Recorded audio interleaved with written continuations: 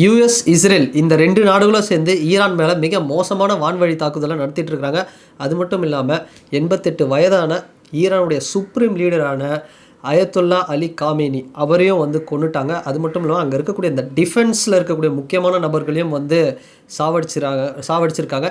இதுக்கு என்ன காரணம் அப்படின்னு கேட்டால், அமெரிக்காவுடைய பிரசிடென்ட் ட்ரம்ப் சொல்கிறாரு, என்னை வந்து அவர் கொல்லலாம்னு ஒரு சதித்திட்டம் போட்டிருந்தாரு ஈரானுடைய சுப்ரீம் லீடர், அதனால் அதுக்கு முன்னாடி அவரை நாங்கள் கொண்டுட்டோம். அது மட்டும் இல்லாமல் ஈரான் எவ்வளோ சொல்லியும் கேட்காம அவங்களுடைய அணு ஆயுதங்களை வந்து திரும்ப உற்பத்தி பண்ணுறதுக்காக அவங்க சில வேலைகள் பண்ணிகிட்ருக்காங்க. அதனால தான் அவங்களுடைய அந்த நியூக்ளியர் வெப்பன்ஸ் அதை வந்து அந்த தளங்கள், அந்த இராணுவ தளங்கள் இதையெல்லாம் வந்து நாங்கள் டார்கெட் பண்ணி அழிச்சிட்ருக்கோம் அப்படிங்கிற மாதிரி ஒரு விஷயத்த சொல்லிகிட்ருக்காங்க. சரி, போர் நடக்கிறதுல என்ன ஆகிட போகுதுங்க, போர் தானே நடந்துட்டு போகணுமே அப்படின்னு ஒரு சிலர் வந்து அசால்ட்டாக சொல்லிடலாம். ஆனால் இங்கே நம்ம பார்க்க வேண்டிய ஒரு விஷயம் என்னென்னா, சாதாரணமாக நம்மளுடைய இந்த காலில் இருக்கக்கூடிய கடைசி விரல் ஒரு கதவுலையோ இல்லை ஏதோ ஒரு இடத்துல இடிச்சிக்கிட்டா கூட அப்படி போகிற மாதிரி ஒரு துடிப்பு வந்து நம்மளுக்கு வலியை ஏற்படுத்தும். ஆனால் இந்த போர் அப்படிங்கிற ஒரு விஷயம் சாதாரணத்துக்கு கிடையாதுங்க. கிட்டத்தட்ட ஒரு பள்ளியில், ஈரானில் இருக்கக்கூடிய ஒரு பள்ளி, அந்த இடத்துல பார்த்தோம்னா மகளிர், அதாவது பெண்கள் படிக்கக்கூடிய ஒரு கேர்ள்ஸ் ஸ்கூல், அந்த ஸ்கூலில் வந்து ஒரு தாக்குதல் வந்து போய் நடந்திருக்கு. அதில் பார்த்தோம்னா 85 பெண்கள் வந்து பலியாக இருக்கிறாங்க. இது மட்டும் இல்லாமல் இது வரைக்குமே கிட்டத்தட்ட ஒரு 201 பேர் வந்து இறந்துருக்குறாங்க. இந்த தாக்குதல்களில் 747 பேர் வந்து காயமடைஞ்சிருக்காங்க. சரி, ஒரு 2 நாட்டுக்குள்ளே இருக்கக்கூடிய பிரச்சனை இதில் வந்து நடக்கிறது, இது எல்லா இடத்துலையும் நடக்கிறது தானே. அதனால் நம்ம இதை ஈஸியாக கடந்துட முடியாது. போர் எந்த இடத்துல நடந்தாலுமே அது வந்து ஒரு ஆபத்து தான். இதனால் பாதிக்கப்படுறது அப்பாவி மக்கள் தான். சரிங்க, இந்த யுஎஸ், இஸ்ரேல் அண்ட் ஈரான் இது என்ன பிரச்சனை அப்படிங்கிறத நம்ம வந்து ஒரு ஷார்ட்டாக நம்ம வந்து கிறிஸ்பாக பார்த்துருவோம். ரொம்ப நான் டீட்டெயிலெல்லாம் போக விரும்பல. இது ஒன்றும் இல்லைங்க. இந்த கதை அப்படிங்கிறது எப்போ ஸ்டார்ட் ஆகுது அப்படின்னா 1979 இந்த காலகட்டங்களில் ஈரானுடைய சேர்ந்த ஷா அப்படிங்கிறவர் ஒரு மிகப்பெரிய ஒரு ஆட்சி பொறுப்பில் வராரு. அந்த டைமில் ஒரு சின்ன ஒரு ஒப்பந்தம் ஆகுது இஸ்ரேலுக்கும் நம்ம ஈரானுக்கும். அதாவது ஆயில் ஃபார் ஆர்ம்ஸ். ஈரான் வந்து ஒரு மிகப்பெரிய ஒரு எண்ணெய் வளம் இருக்கிற ஒரு நாடு. அங்கேருந்து பார்த்தோம்னா எண்ணெய் வளத்தை இஸ்ரேலுக்கும், இஸ்ரேலில் இருக்கக்கூடிய இந்த ஆர்ம்ஸ், அதாவது அவங்க மூலயமா, யூஎஸோட சப்போர்ட் மூலயமா அவங்களுக்கு வந்து ஆயுதங்கள் குறிப்பாக வந்து அந்த ஆர்ம்ஸ் ஆயுதங்கள் வந்து போகிற மாதிரி ஒரு டீலிங் ஒன்று நடக்குது. இந்த டீலிங் வந்து பார்த்தோம் அப்படின்னா அந்த டைமில் வந்து சைன் பண்ணுறாங்க. அதுக்கு அடுத்தடுத்து வரக்கூடிய காலகட்டங்களில் ஆட்சி வந்து மாறுது. உள்நாட்டுக்குள்ளே ஈரானில் நிறைய புரட்சி வெடிக்குது. இதனால் இது வந்து அப்படியே கொஞ்சம் தடைப்படுது. இதன் மூலயமா தான் 2 நாடுக்கும் வந்து உக்கிரமாக வந்து போயிட்டே இருக்குது.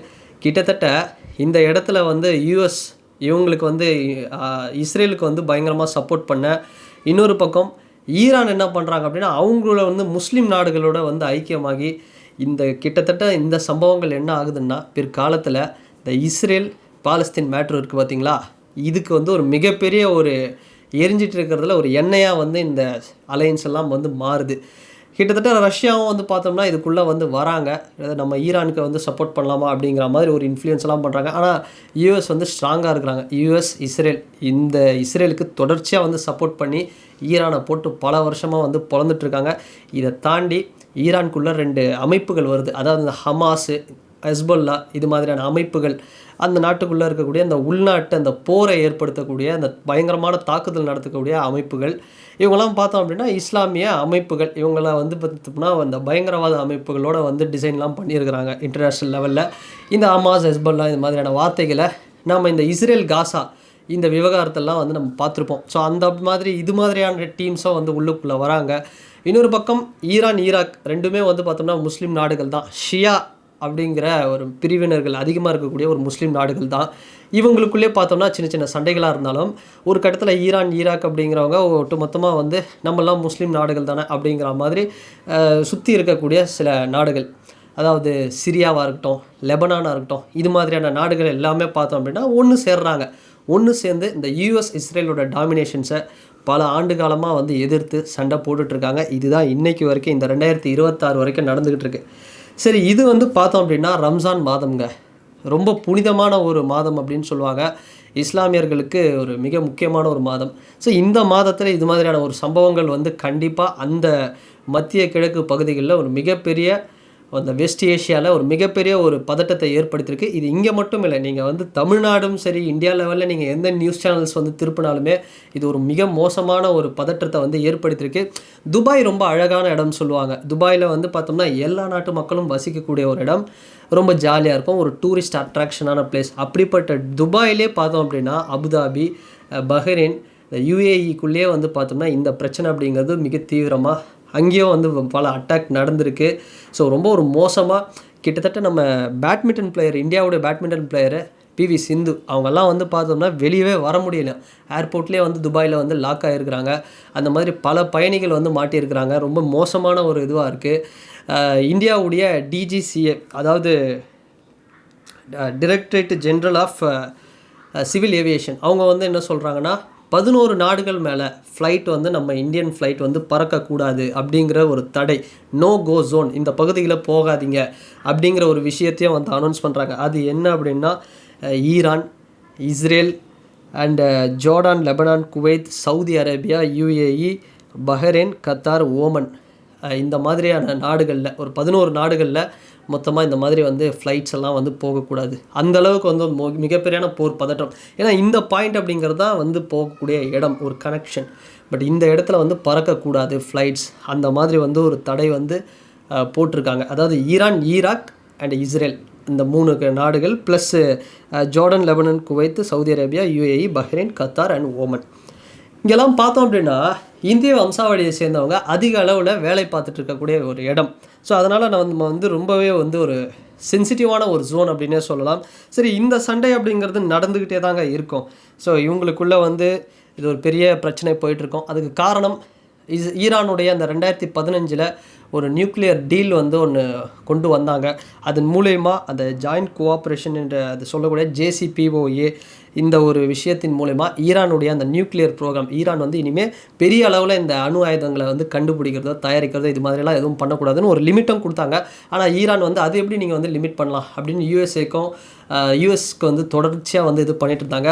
ஒபாமா இருந்த வரைக்கும் என்ன பண்ணாருன்னா ஓரளவுக்கு ஸ்மூத்தாக தான் போயிட்டு இருந்தது இந்த விஷயம். ஒபாமா பிரசிடெண்ட்டாக இருக்கும்பொழுது ஓரளவுக்கு ஓகே, லிமிட்டேஷன்ஸ் இது பண்ணிக்கோங்க, கம்ப்ளீட்டாக வந்து கண்ட்ரோல் பண்ண முடியாது அப்படிங்கிற மாதிரிலாம் போட்டிருந்தாங்க. ஆனால் ட்ரம்ப் எப்போ வந்து யூஎஸோட பிரசிடெண்ட் ஆனாரோ அன்னையிலேருந்து ஈரானுக்கு மிகப்பெரிய ஒரு அழுத்தம் கொடுத்துட்ருக்காங்க. இன்றைக்கி வரைக்கும் பார்த்தோம்னா ட்ரம்ப்போட அந்த 2.0 மிகப்பெரிய அளவில் ஈரானுக்கு ஒரு மிகப்பெரிய இதுவாக இருக்குது. அதனால் எங்கே வந்து ஈரான் அவங்களுடைய அந்த யுரேனியம் என்ரிச்மெண்ட்லாம் வச்சு ஒரு மிகப்பெரிய அளவில் ரிசர்ச்ன்ற பேர்லையோ இல்லை அவங்களுடைய அணு ஆயுதங்களை வந்து தயாரித்தாங்க, பெரிய லெவலில் கொண்டு வந்துட்டாங்க அப்படின்னா அது மிகப்பெரிய தலைவலி ஆகிடும். யூஎஸோட சுப்ரீமே போய்டுன்றதுக்காக யூஎஸும் இஸ்ரேலும் சேர்ந்து அவங்க சைட்லேருந்து கேட்டால் அவங்க வந்து தற்காத்துக்கிறோம் அப்படிங்கிறதுக்காக வந்து ஈரானை போட்டு பண்ணிகிட்ருக்காங்க. அது எப்படி நீங்கள் எங்களை தடை வெடிக்கலாம் அப்படின்னு வந்து ஈரான் ஒரு பக்கம் அவங்களுடைய நட்பு நாடுகளோடு சேர்ந்து இந்த ஃபைட் அப்படிங்கிறது இதுக்கு ஒரு எண்டே கிடையாதுங்க. இது பாருங்கள், இன்னும் ஒரு பெரிய லெவலில் ஒரு 3ஆம் உலகப் போரினோட தொடக்கத்தில் ஒரு சில விஷயங்கள் ஸ்டார்ட் ஆகிற மாதிரி தான் வந்து இதெல்லாம் போயிட்டுருக்கு.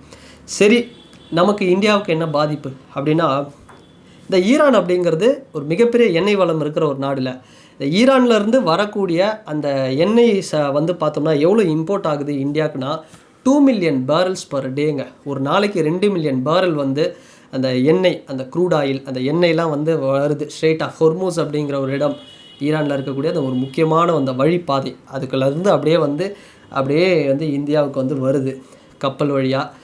இதனால நமக்கு வந்து பெட்ரோல், இந்த க்ரூடு, இந்த கச்சா எண்ணெயெல்லாம் சொல்லுவாங்க, இதோடைய விலை அப்படிங்கிறது பல மடங்கு இதுவாகும், ஒரு மிகப்பெரிய தட்டுப்பாடு ஏற்படும். இதை தாண்டி 1.33 கோடி, அதாவது 1.5 கோடி பேர் கிட்டத்தட்டங்க இந்திய வம்சாவளியை சேர்ந்தவர்கள் இந்த பகுதியில் ஒர்க் பண்ணுறாங்க.